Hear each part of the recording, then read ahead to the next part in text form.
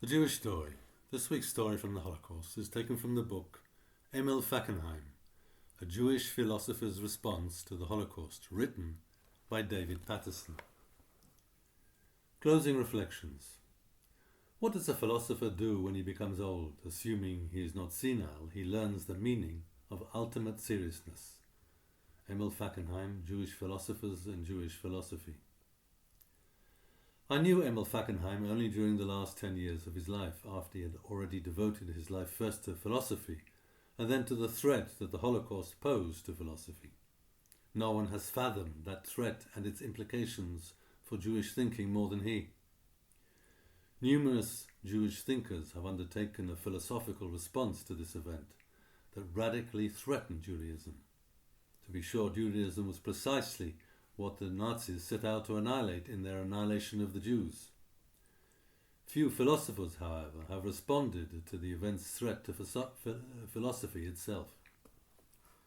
For the Nazis did not set out to destroy philosophy. On the contrary, they relied on the support of some of Germany's greatest philosophers, including Martin Heidegger, who remains the grandfather of the current philosophical fashion known as postmodernism.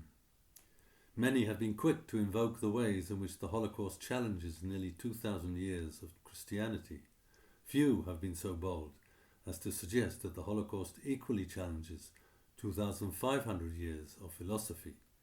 Fackenheim is among those few. The irony could not be more dramatic, nor the tension more intense. No one loved, admired, or understood the greats of the golden age of German philosophy more than Fackenheim. No one came to realize so profoundly the philosophical as well as the theological threat to Jews and Judaism born of that golden age. And no one had a more profound insight, as reluctant as it may have been, into the ways in which that golden age contributed to the Nazi age. This realization could come, perhaps, only from a philosopher and a Jew who was a graduate of Sachsenhausen, the first concentration camp, who grew up in Heydrich's hometown and who obtained his rabbinic ordination from Leo Baeck before leaving Germany in defiance of the Gestapo's urging. His departure was to become more than a departure from Germany. In the end, it would be a departure from the philosophy championed by the best of Germany's thinkers, a departure he made as a Jew for the sake of the Jewish people and the Judaism that defines the people slated for annihilation. As he grew old, Fackenheim did not grow senile. On the contrary, continuing to learn until the end, he came to understand the meaning of ultimate seriousness far better than any other post-Holocaust Jewish philosopher.